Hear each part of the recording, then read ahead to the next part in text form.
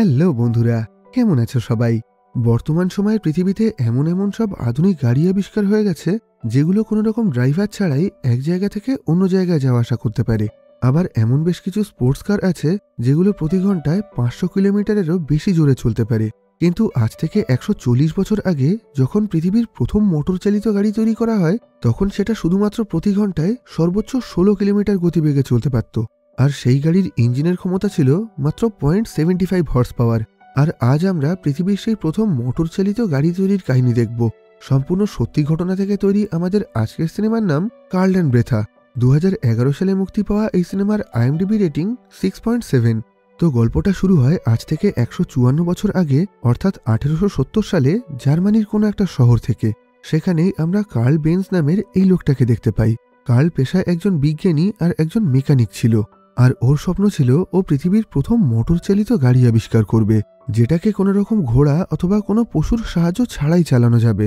আসলে এই সময় একটা শহর থেকে অন্য শহরে যাওয়ার জন্য মানুষ স্টিম ইঞ্জিনের ট্রেন ব্যবহার করত। আর সমাজে যারা খুবই ধনী মানুষ ছিল শুধুমাত্র তারাই ঘোড়ায় টানা গাড়ি ব্যবহার করত। কিন্তু সাধারণ মানুষের কাছে এক জায়গা থেকে দূরে অন্য জায়গায় যাওয়ার তেমন বিশেষ কোনো অপশন ছিল না। আর এই সমস্যার সমাধান করার জন্যই কার্ল একটা মোটর চালিত গাড়ি আবিষ্কার করার চেষ্টা করে। কিন্তু সমস্যা হলো এই কাজের জন্য অনেক যন্ত্রপাতি আর অনেক টাকা পয়সার প্রয়োজন, আর কার্লের কাছে এত টাকা ছিল না।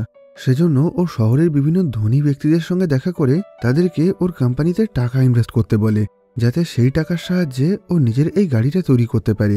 কিন্তু এই সময় বেশিরভাগ লোকই কার্লের এই আইডিয়াটাকে বিশ্বাস করতে পারছিল না। ওরা সবাই মনে করছিল কার্ল হয়তো পাগল হয়ে গেছে, আর ও যে মোটরের সাহায্যে গাড়ি চালাতে চাইছে সেটা কোনোভাবেই সম্ভব না। এই সমস্ত কথা ভেবে কেউই কার্লের কোম্পানিতে টাকা ইনভেস্ট করতে চাইতো না। এসব কিছুর মধ্যেই একদিন কার্ল ওর মোটর চালিত গাড়ি তৈরির সমস্ত আইডিয়া একটা কাগজে লিখে আর সেটার ইঞ্জিন তৈরির সমস্ত ছবি আর ফর্মুলা একটা কাগজে এঁকে নিজের এই আইডিয়াটাকে পেটেন্ট করানোর জন্য চলে যায়। পেটেন্ট কথার মানে হলো কারো কাছে যদি কোনো নতুন আর অভিনব জিনিস তৈরির আইডিয়া থাকে যেটা মানুষের উপকারের কাজে ব্যবহার করা যেতে পারে, তাহলে নিজের সেই আইডিয়াটাকে সেই মানুষটা আইনতভাবে নিজের নামে রেজিস্টার করিয়ে নিতে পারে, যাতে ভবিষ্যতে অন্য কেউ সেই আইডিয়াটাকে চুরি করতে না পারে।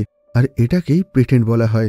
এবার কার্ল যখন ওর এই মোটর চালিত গাড়ি তৈরির আইডিয়াটাকে নিজের নামে পেটেন্ট করানোর জন্য পৌঁছায়, তখন ওই অফিস থেকে ওর আইডিয়াটাকে রিজেক্ট করে দেওয়া হয়। সেখানকার অফিসার বলেন, তুমি যে জিনিসটা তৈরি করতে চাইছো সেটা পুরোপুরি অসম্ভব। আর তাছাড়া মানুষের কাছে যখন ঘোড়ার গাড়ি রয়েছে, তাহলে মানুষ তোমার এই মোটর চালিত গাড়ি কেন ব্যবহার করবে?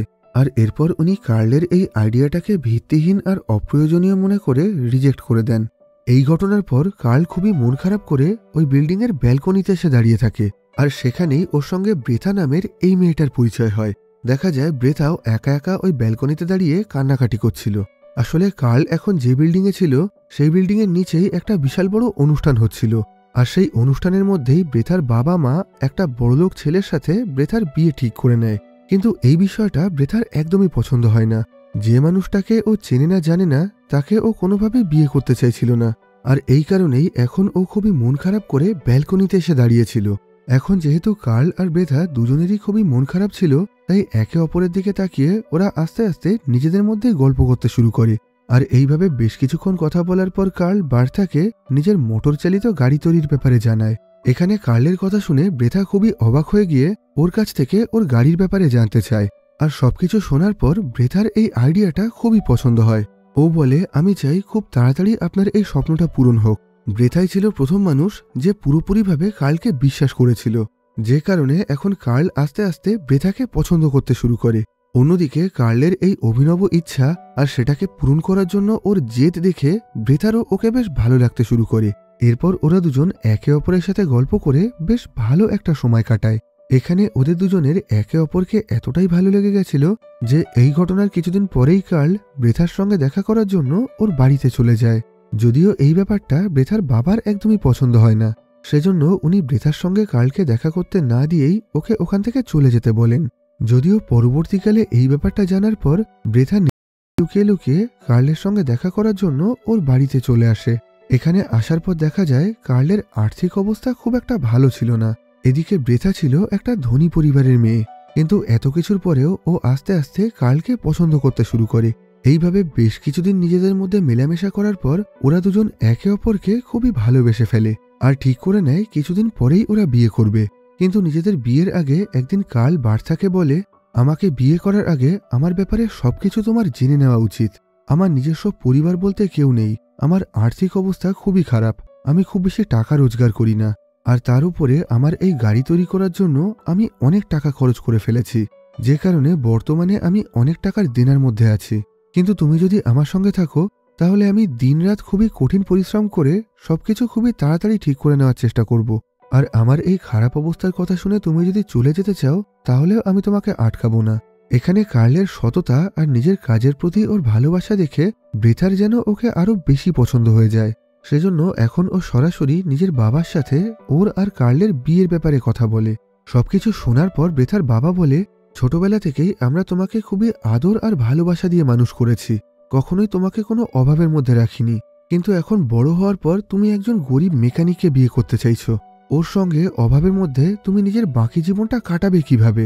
ব্রেথা বলে, আমার কার্লের ওপরে পুরোপুরি ভরসা আছে, ও খুবই ভালো একজন মেকানিক, আর একবার ও নিজের মোটর চালিত গাড়িটা তৈরি করতে পারলেই আমাদের জীবন পুরোপুরি বদলে যাবে। কিন্তু বর্তমানে কার্ল খুবই বড় একটা দেনার মধ্যে রয়েছে, আর আমি চাই তুমি ওর সমস্ত দেনাগুলো শোধ করে দাও। তখন বার্থার বাবা বলে, আমি অত টাকা দিতে পারবো না।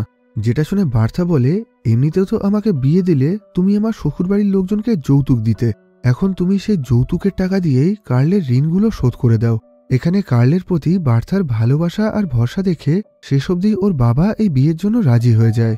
যদিও বার্থার বাবার কাছ থেকে টাকা নেওয়ার বিষয়টা কার্লেরও একদমই পছন্দ ছিল না, কিন্তু শেষ অবধি বার্থা কার্লকেও বুঝিয়ে সুঝিয়ে এই বিষয়ের জন্য রাজি করিয়ে নেয়। আর এই ঘটনার কিছুদিন পরেই বেশ বড়সড় অনুষ্ঠান করে ওদের বিয়ে হয়ে যায়। এই ঘটনার পর আস্তে আস্তে বেশ অনেকগুলো বছর কেটে যায়।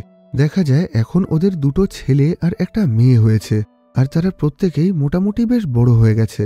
কিন্তু এত বছর হয়ে যাওয়ার পর এখনও কার্ল ওর সেই স্বপ্নের গাড়িটা তৈরি করে উঠতে পারেনি। এখনও ও নিজের গ্যারেজে বিভিন্ন ছোটখাটো কাজ করেই নিজের সংসার খরচ চালাতো, যদিও এই কাজ করে ও খুব বেশি টাকা উপার্জন করতে পারত না।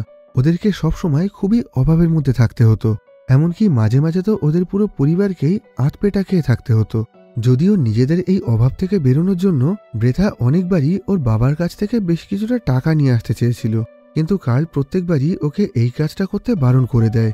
আসলে ব্রেথার বাবার কাছ থেকে টাকা নিতে ওর খুবই আত্মসম্মানে বাধত, আর ওর নিজের সমস্যাগুলোর নিজেই সমাধান করতে চাইতো। কিন্তু অনেকদিন ধরে অনেক রকমভাবে চেষ্টা করার পরেও ও কোনো কিছুই করে উঠতে পারছিল না। না ওর গাড়ি তৈরির জন্য কেউ ওর কোম্পানিতে টাকা ইনভেস্ট করছিল, আর না ও নিজের কাজ করে খুব বেশি টাকা উপার্জন করতে পারছিল। এখন শেষ অবধি বাধ্য হয়ে নিজের সংসার খরচ চালানোর জন্য ও নিজের খুবই পছন্দের একটা ক্যামেরা বিক্রি করে দেওয়ার সিদ্ধান্ত নেয়। সেই সময় এইরকম একটা ক্যামেরার অনেক দাম ছিল, আর কারো কাছে এইরকম একটা ক্যামেরা থাকা মানে বিশাল বড় ব্যাপার ছিল। কিছুদিন পর কার্লের ওই ক্যামেরাটা কেনার জন্য মিস্টার এমিল নামে ওই শহরের খুবই বিখ্যাত আর ধনী একজন ফটোগ্রাফার ওর বাড়িতে চলে আসে। আর সেখানে কার্লের সাথে কথা বলতে বলতে মিস্টার এমিল ওর সেই মোটরাইজড গাড়ি তৈরির স্বপ্নের ব্যাপারে জানতে পারে। আর কার্লের কাছ থেকে ওর গাড়ি তৈরির পুরো আইডিয়াটা শোনার পর মিস্টার এমিল খুবই খুশি হন, আর এরপর ওই গাড়িটা তৈরি করার জন্য উনি কার্লের কোম্পানিতে বেশ অনেকটা টাকা ইনভেস্ট করেন। এই ঘটনায় কার্ল আর ব্রেথা দুজনেই খুবই খুশি ছিল। অনেক বছর ধরে চেষ্টা করার পর অবশেষে ওরা নিজেদের কোম্পানির জন্য একজন ইনভেস্টর পেয়ে গেছিল। এখন মিস্টার ইমিলের কাছ থেকে টাকা পাওয়ার পর ওদের সংসারের আর্থিক অবস্থাও বেশ অনেকটা ভালো হয়ে গেছিল। এখন ওরা ঠিকভাবে খাওয়া দাওয়া করতে পারছিল, আর সেই একই সাথে নিজেদের প্রয়োজনের সমস্ত জিনিসপত্রও কিনতে পারছিল। কিন্তু এসব কিছুর সাথে সাথে এখন কার্লের কাজের চাপ আগের থেকে অনেক বেশি বেড়ে গেছিল। এখন আগামী কিছু মাসের মধ্যেই ওকে একটা ইঞ্জিন আর একটা গাড়ি তৈরি করতে হবে, আর সঠিক সময়ের মধ্যে এই কাজটা না করতে পারলে মিস্টার ইমিল ওর কোম্পানিতে টাকা ইনভেস্ট করা বন্ধ করে দেবেন। কিন্তু কার্লের একার পক্ষে এই কাজটা করা মোটেও সহজ ছিল না। ওই ইঞ্জিন বানানোর জন্য প্রত্যেকটা ছোট ছোট পার্টস ওকে নিজের হাতেই তৈরি করতে হচ্ছিল, যে কারণে ওর সময় আর পরিশ্রম দুটোই অনেক বেশি লাগছিল। অতিরিক্ত কাজের চাপে ও নিজের পরিবারের সাথে সময় কাটানো বন্ধ করে দিয়ে সারাদিন ধরে নিজের কারখানার মধ্যেই থাকত। এমনকি শেষের দিকে একটা সময় ও নিজের খাওয়া ঘুম সবকিছু বন্ধ করে দিয়ে দিনরাত জেগে জেগে কাজ করার চেষ্টা করত। এইভাবে অনেক মাস ধরে বহু কষ্ট করে ও একটা ইঞ্জিন তৈরি করলেও সেটাকে কোনোভাবে চালু করতে পারছিল না, যে কারণে এখন ও আস্তে আস্তে মানসিকভাবে প্রচণ্ড ভেঙে পড়তে শুরু করে। এই ঘটনার কিছুদিন পর ব্রেথা ওর বাচ্চাদেরকে নিয়ে ওর বাবা মায়ের সঙ্গে দেখা করার জন্য চলে যায়। কিন্তু সেখানে যাওয়ার পর ও জানতে পারে বেশ অনেক মাস আগেই ওর নিজের ছোট বোনের বিয়ে হয়ে গেছে। কিন্তু সেই বিয়ের ব্যাপারে ওকে কেউ কিছুই জানায়নি। এই ঘটনায় ব্রেথা মনে মনে খুবই কষ্ট পায়। ও খুব ভালোভাবেই বুঝতে পারে যেহেতু এখন ওদের পরিবারের আর্থিক অবস্থা খুবই খারাপ, তাই বাকি সবার সাথে সাথে ওর নিজের পরিবারের লোকজনও ওকে এড়িয়ে চলছে। এমনকি একটা সময় তো ব্রেথার বাবা ওকে বলেই বসে, মনে আছে তুমি আমাদের সাথে কত সুখে আর কত ভালো ছিলে, আমরা কখনোই তোমাকে কোনো রকম অভাবের মধ্যে রাখিনি, কিন্তু তুমি নিজের পছন্দ মতন নিজের ভালোবাসার মানুষকে বিয়ে করে খুবই ভুল করেছ। এখন তোমার আর তোমার বাচ্চাদের কথা ভাবলে আমার খুবই কষ্ট হয়। জানি না এরপর তোমরা কিভাবে দিন কাটাবে, কারণ কার্ল যদি খুব তাড়াতাড়ি ওর গাড়িটা তৈরি করতে না পারে তাহলে ওর ইনভেস্টররা ওকে টাকা দেওয়া বন্ধ করে দেবে, আর সেই সময় কিন্তু আমি আর কোনোভাবেই তোমাদেরকে টাকা দিয়ে সাহায্য করতে পারবো না। নিজের বাবার কাছ থেকে এইরকম কথা শুনে ব্রেথা মনে মনে খুবই কষ্ট পায়, আর সেজন্যই ও ওখানে বেশি সময় না কাটিয়ে তাড়াতাড়ি করে নিজের বাড়ি ফিরে আসে। এদিকে দেখা যায় কার্ল এখন নিজের গাড়ি তৈরি করার জন্য এতটাই ব্যস্ত হয়ে পড়েছিল যে ও দিনের পর দিন ধরে নিজের বাড়িতে না ফিরে সারাদিন ধরে গ্যারেজের মধ্যে বসেই কাজ করত। ও ক্রিসমাস অথবা নিউ ইয়ারের মতন বড় বড় অনুষ্ঠানেও ঘরে ফিরে নিজের স্ত্রী আর বাচ্চাদের সঙ্গে সময় না কাটিয়ে ওই গ্যারেজের মধ্যে বসেই কাজ করত। আর যেহেতু ও নিজের পরিবারকে একটুও সময় দিচ্ছিল না, তাই এখন ওর বাচ্চারাও ওর ওপরে খুবই রেগে যেতে শুরু করে। এদিকে দেখা যায় খাওয়া ঘুম বন্ধ করে অতিরিক্ত কাজ করার ফলে এখন কার্লের শারীরিক অবস্থাও খুবই খারাপ হয়ে যেতে শুরু করেছে। কিন্তু এইভাবে অনেকদিন ধরে বহু চেষ্টা করার পর অবশেষে ওর গাড়ির ইঞ্জিনটা চালু হয়ে যায়। এই ঘটনায় কার্ল প্রচন্ড আনন্দ পায়, আর ওর থেকেও বেশি খুশি হয় ব্রেথা। এই বিশেষ মুহূর্তের জন্য ওরা দুজন বহু বছর ধরে অপেক্ষা করেছিল, আর আজ অবশেষে ওরা নিজেদের স্বপ্নের দিকে এক ধাপ এগিয়ে গেল। অন্যদিকে কার্লের ইনভেস্টর অর্থাৎ মিস্টার ইমিল যখন এই খবরটা জানতে পারেন, তখন উনি কার্লকে আরও বেশ কিছুটা টাকা দিয়ে একটা বড় কারখানা তৈরি করতে বলেন, যাতে ওরা এইরকম আরও অনেকগুলো ইঞ্জিন তৈরি করে সেগুলোকে বিক্রি করতে পারে। এই কথা শুনে কার্লও সঙ্গে সঙ্গে রাজি হয়ে যায়। এরপর আগামী কিছুদিনের মধ্যেই ও বেশ কিছু লোকজন নিয়ে নিজের একটা নতুন কারখানা তৈরি করে ফেলে। এই ঘটনায় কার্ল আর বার্থা দুজনেই খুবই খুশি ছিল, কিন্তু এদের জীবনে সবকিছু যখন ভালোভাবে চলতে শুরু করেছিল, ঠিক তখনই কার্ল জানতে পারে কিছুদিন আগে নিকোলাস অটো নামের অন্য একজন লোক কার্লের মতনই একই রকম একটা পেট্রোল চালিত ইঞ্জিন তৈরি করেছে, আর সেই ইঞ্জিনটাকে সে নিজের নামে পেটেন্টও করিয়ে নিয়েছে। আসলে সেই সময় কার্লের মতন আরও অনেক মানুষই এরকম পেট্রোল চালিত ইঞ্জিন তৈরি করার চেষ্টা করছিল। এখন যেহেতু মিস্টার নিকোলাস ওই ইঞ্জিনটা আগে থেকেই নিজের নামে পেটেন্ট করিয়ে নিয়েছেন, আর যেহেতু কাকতালীয়ভাবে ওনার তৈরি ইঞ্জিন আর কার্লের তৈরি ইঞ্জিন দুটোই একদম একই রকমভাবে কাজ করত, তাই এখন কার্ল আর কোনোভাবেই ওই একই রকম ইঞ্জিন তৈরি করে সেটাকে নিজের গাড়িতে ব্যবহার করতে পারবে না। এখন হয় কার্লকে সম্পূর্ণ নতুন ধরনের অন্য একটা ইঞ্জিন তৈরি করতে হবে, অথবা এই ইঞ্জিনটা ওকে নিজের গাড়িতে ব্যবহার করার জন্য নিকোলাসের কাছ থেকে অনুমতি নিতে হবে। আর কার্লকে এই ইঞ্জিন তৈরি করতে গেলে মিস্টার নিকোলাসকে 37,000 সোনার কয়েন দিতে হবে, যেটা একটা বিশাল মোটা অঙ্কের টাকা ছিল, আর কার্লের পক্ষে এত টাকা জোগাড় করা কোনোভাবেই সম্ভব ছিল না। এখন এই খবরটা জানার পর কার্লের বাকি ইনভেস্টররা মনে করতে শুরু করে কার্ল হয়তো নিকোলাসের কাছ থেকে এই ইঞ্জিনের ফর্মুলাটা চুরি করেছে, যদিও কার্ল সবাইকে বারবার বলতে থাকে ও নিকোলাস নামের কাউকেই চেনে না, আর এই ইঞ্জিনটাকে ও সম্পূর্ণ নিজের হাতেই তৈরি করেছে, কিন্তু কেউই ওর কোনো কথা বিশ্বাস করতে চাইছিল না। এখন কার্লের বাকি ইনভেস্টররা ওকে বলে, এমনিতেই তোমার আর তোমার কোম্পানির ওপরে অনেক টাকা দেনা রয়েছে, আর তার উপরে এখন তোমার তৈরি ইঞ্জিনটাও অন্য কেউ পেটেন্ট করিয়ে নিয়েছে। এই অবস্থায় তুমি নিজে থেকে আর কোনো কিছুই করতে পারবে না, কিন্তু আমরা তোমাকে এই বিপদ থেকে বাঁচাতে পারি। আমরা তোমার সমস্ত দেনা শোধ করে দেব, আর সেই একই সাথে তোমাকে বেশ অনেকটা টাকাও দেব, কিন্তু তার বিনিময়ে তোমাকে তোমার কোম্পানিটা আমাদের কাছে বিক্রি করে দিতে হবে, আর সেই একই সাথে এত বছর ধরে তুমি যা কিছু আবিষ্কার করেছ সেই সবকিছুই আমাদেরকে দিয়ে দিতে হবে। যদিও প্রথমের দিকে কার্ল কোনোভাবেই এই প্রস্তাবে রাজি হয় না। যে জিনিসটার জন্য ও এত বছর ধরে এত কষ্ট করেছে সেটাকে ও এত সহজে হারাতে চাইছিল না। এখন বাড়ি ফেরার পর ও সবার আগে নিজের নতুন তৈরি করা কারখানাটাকে বন্ধ করে দেয়, আর তারপর ও সমস্ত কর্মচারীদেরকে তাদের বকেয়া টাকা দিয়ে ওখান থেকে চলে যেতে বলে। কিন্তু এইটুকু কাজ করার সাথে সাথেই কার্লের কাছে থাকা সমস্ত টাকা শেষ হয়ে গেছিল। সেজন্য এখন ও ঠিক করে নেয় এবার ও সত্যি সত্যি নিজের কোম্পানিটাকে ওর ইনভেস্টরদের কাছে বিক্রি করে দেবে, কারণ এই মুহূর্তে ও অনেক টাকা দেনার মধ্যে ছিল, আর নিজের সংসার খরচ চালানোর জন্য ওর বেশ কিছুটা টাকার প্রয়োজন ছিল। কিন্তু ব্রেথা ওকে এই কাজটা করতে বারণ করে। ও বলে, তুমি নিজের কোম্পানির জন্য কোনো নতুন ইনভেস্টর খোঁজার চেষ্টা করো, যারা তোমার উপরে বিশ্বাস করে আবার তোমার কোম্পানিতে টাকা ইনভেস্ট করবে, আর আমার বিশ্বাস তুমি নিশ্চয়ই কোনো না কোনো একটা রাস্তা খুঁজে বের করবে। এখানে ব্রেথার কথা শুনে কার্ল মনে মনে অনেকটা সাহস ফিরে পায়। আর এরপর ও আবার নতুন করে নিজের কোম্পানির জন্য ইনভেস্টর খুঁজতে শুরু করে। এই ঘটনার কিছুদিন পর কার্ল নিজের কোম্পানির জন্য আরও দুজন নতুন ইনভেস্টরের সঙ্গে যোগাযোগ করে। আর কার্লের কাছ থেকে সবকিছু শোনার পর ওনারা দুজনও ওর কোম্পানিতে টাকা ইনভেস্ট করার জন্য রাজি হয়ে যায়। এরপর আগামী কিছু মাসের মধ্যেই কার্ল সম্পূর্ণ নতুন একটা ইঞ্জিন তৈরি করে সেটার সাহায্যেই নিজের স্বপ্নের গাড়িটা বানিয়ে ফেলে। এই দিনটা ছিল 1886 সালের 29শে জানুয়ারি। আর এই ঐতিহাসিক দিনেই কার্লের হাত ধরে পৃথিবীর প্রথম মোটর চালিত গাড়ির জন্ম হয়। কিন্তু এইবার কার্ল সবার আগে নিজের গাড়ি আর ইঞ্জিনটাকে নিজের নামে পেটেন্ট করিয়ে নেয়। ওর পেটেন্ট নাম্বার ছিল 374-35 আর ওর গাড়ির নাম ছিল বেন্স পেটেন্ট মোটর ওয়াগন। পরবর্তীকালে কার্লের স্ত্রী আর ওর বাচ্চারা যখন ওর এই নতুন আবিষ্কারটা দেখে তখন ওরা প্রচণ্ড আনন্দ পায়। আর সেই একই সাথে ওরা কার্লের ওপরে খুবই গর্ববোধ করতে শুরু করে। এরপর কার্ল প্রথমবারের জন্য নিজের গাড়িটা চালিয়ে বাড়ি থেকে রাস্তায় বেরিয়ে পড়ে। কার্ল যখন কোনো রকম ঘোড়ার সাহায্য ছাড়াই নিজের গাড়িটাকে রাস্তার মধ্যে চালাচ্ছিল সেটা দেখে প্রত্যেকটা মানুষ খুবই অবাক হয়ে যায়। এমনকি অনেক মানুষ তো ওই গাড়িটা দেখে প্রচণ্ড ভয় পেয়ে গেছিল। কিন্তু কেউই বুঝে উঠতে পারছিল না কোনো রকম পশুর সাহায্য ছাড়া এই গাড়িটা চলছে কিভাবে। সেজন্য এখন রাস্তার সমস্ত লোকজন খুবই অবাক দৃষ্টিতে কার্ল আর ওর গাড়ির দিকে তাকিয়ে থাকে। কিছুক্ষণের মধ্যেই কার্লের ওই অভিনব গাড়িটা দেখার জন্য ওখানে প্রচুর মানুষের ভিড় জমে যায়।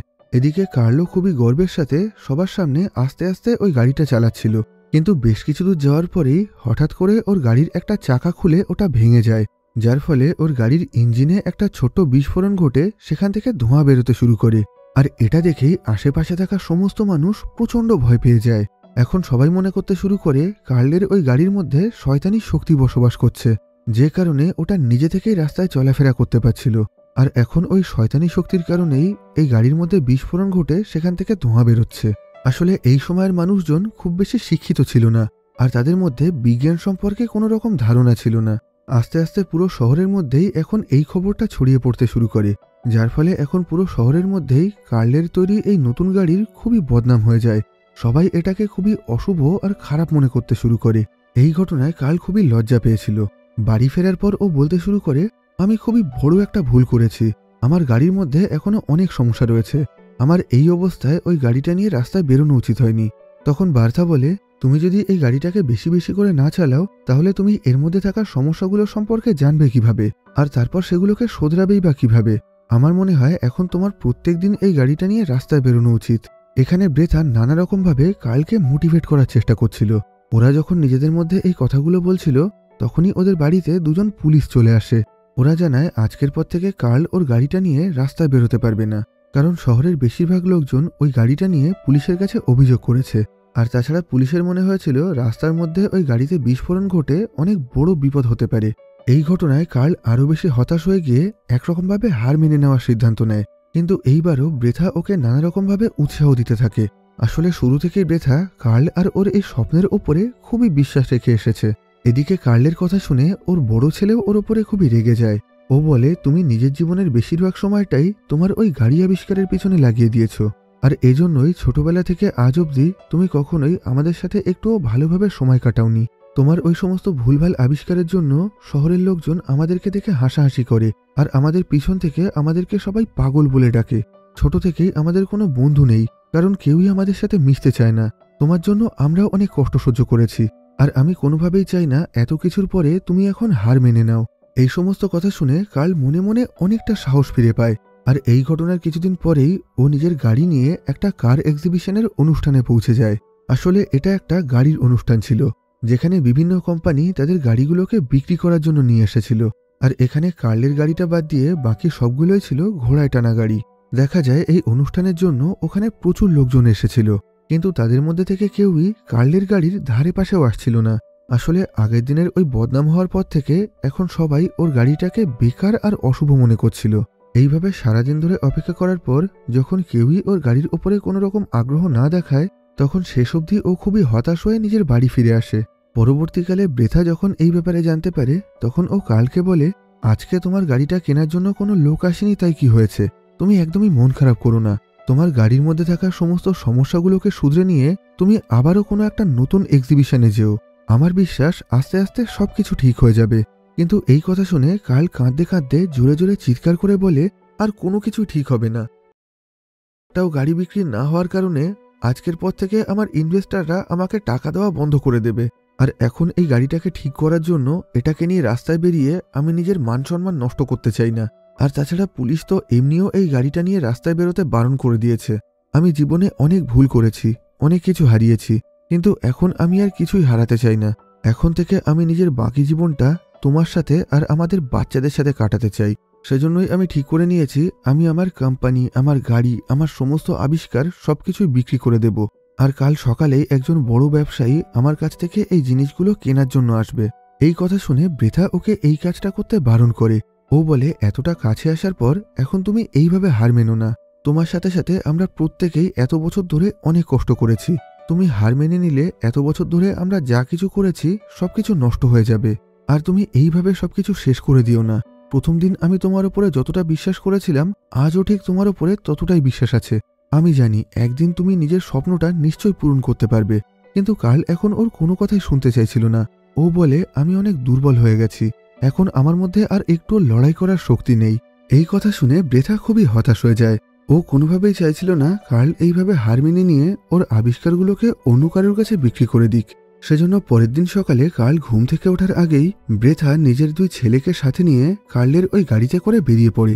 আসলে কার্লের তৈরি ওই গাড়ির উপরে বৃথার অনেক ভরসা ছিল, আর সেজন্যই এখন ও এই গাড়িতে করে এখান থেকে 100 কিলোমিটারেরও বেশি দূরে নিজের বাবা মায়ের বাড়িতে যেতে চাইছিল। বৃথা আর ওর ছেলেরা যখন এই গাড়িতে করে যাচ্ছিল, তখন রাস্তার পাশের থেকে সমস্ত লোকজন খুবই অবাক হয়ে ওদের দিকে তাকিয়ে থাকে। কেউই বুঝে উঠতে পারছিল না কোনো রকম ঘোড়া ছাড়া এই গাড়িটা চলছে কিভাবে।